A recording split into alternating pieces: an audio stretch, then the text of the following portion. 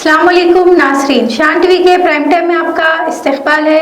मैं अफरा शबीन, पेश है आज की ताज़ा खबरें और नई जानकारियाँ। तलबिया और तकबीरात के साथ हज 2026 का अमलन आगाज हुआ है। एक रोज़ कबल ही आज़मीन हज मीना पहुँच गए थे। मीना से आज़मीन हज का मैदान अरफात और वकूफ़ के रूह परवर मंजर के साथ हज 2026 की शुरुआत अमल में आ गई है। आलम इस्लाम को इस मुक़द्दस मौके पर शान टीवी की जानिब से ईद उल अज़हा की पेशगी मुबारकबाद भी पेश की जाती है। जंगबंदी के ऐलानात के बावजूद ऐसा लग रहा है कि मगरबी एशिया में फिर एक मरतबा शिद्दत की जंग के वाक़यात रोनुमा हो सकते हैं। ईरानी मीडिया ने जनूबी ईरान के बंदरगाही शहर अब्बास में धमाकों की इत्तलात देने के बाद अमरीकी फौजी तर्जुमान का कहना है कि अमरीकी अफवाज ने जनूबी ईरान में मिसाइल लॉन्चिंग साइट्स और बारूदी सुरंगें बिछाने वाले बहरी जहाज़ों को निशाना बनाया है। अमेरिका ने अपने इस इक़दाम को सेल्फ डिफेंस में किया जाने वाला हमला करार दिया है। ईरान के इस्लामी इनक़िलाबी गार्ड कॉरपोरेशन के मुताबिक ईरान के हुदूद में दिखाई देने वाले अमरीकी रैपिड ड्रोन को मार गिराया गया है। जनूबी ईरान पर अमरीकी हमला और ईरानी हुदूद में दिखाई देने वाले रैपिड ड्रोन को ईरानी फौज की जानिब से निशाना बनाने के वाक़यात के बाद ईरान और अमरीकी कशीदगी में मजीद इजाफा होता दिखाई दे रहा है। हालांकि दोनों ममालिक के दरमियान मुज़ाकिरात का सिलसिला अब भी जारी है।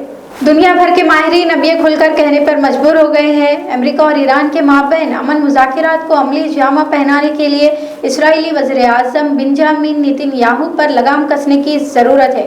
यूनिवर्सिटी ऑफ टुरिन में हिस्ट्री के प्रोफेसर लोरेंजो कैमिल का कहना है कि अमेरिका और ईरान अमन मुआहदे पर काम करने के लिए वाशिंगटन को इसराइली वज़ीर बेंजामिन नेतन्याहू पर लगाम कसनी होगी।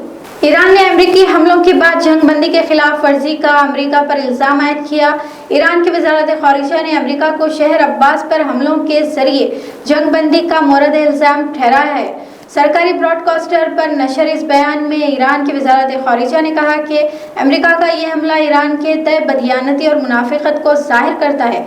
वज़ारत ख़ारिजा ने यह भी कहा कि जवाबी कार्रवाई के लिए ईरान को हिचकिचाहट महसूस नहीं होगी। गाजा के खान यूनुस शहर पर इसराइली हमले में 2 फ़लस्तीनी शहीद हो गए हैं। फ़लस्तीन की वफा न्यूज़ एजेंसी के मुताबिक गाजा में खान यूनुस शहर के करीब एक गाड़ी पर ड्रोन हमले में 2 लोग जाँ बहक हो गए, जबकि मुतअद्दिद जख्मी हुए हैं। हंगामी हालात में सरगर्म रहने वाला अमला इत्तला मिलने के साथ मौके पर पहुँच गया। सूरजज़दा गाजा में इसराइली फ़िज़ाई हमलों में शिद्दत के बाद से आए दिन अमवात की तादाद में इजाफा हो रहा है। इसराइल ने ईद उल अज़हा के मौके पर भी गाजा और जनूबी लेबनान पर बमबारी और फ़िज़ाई हमलों के साथ साथ ड्रोन हमलों का सिलसिला भी जारी रखे हुए हैं। पिछले साल अक्टूबर में जंगबंदी के ऐलान के बावजूद इसराइल की जानिब से बमबारी और फ़िज़ाई हमलों में अब तक 900 से ज़ायद फ़लस्तीनी जाँ बहक हो गए हैं। पानी और ग़िज़ा की किल्लत से दो चार गाजा की अवाम पर आए दिन फ़िज़ाई और ड्रोन हमले किए जा रहे हैं। वज़ीर दाखिला अमित शाह का कहना है कि मुल्क में आबादियाती तब्दीलियों का जायज़ा लेने के लिए हुकूमत ने एक आला सतही कमेटी तश्कील दी है।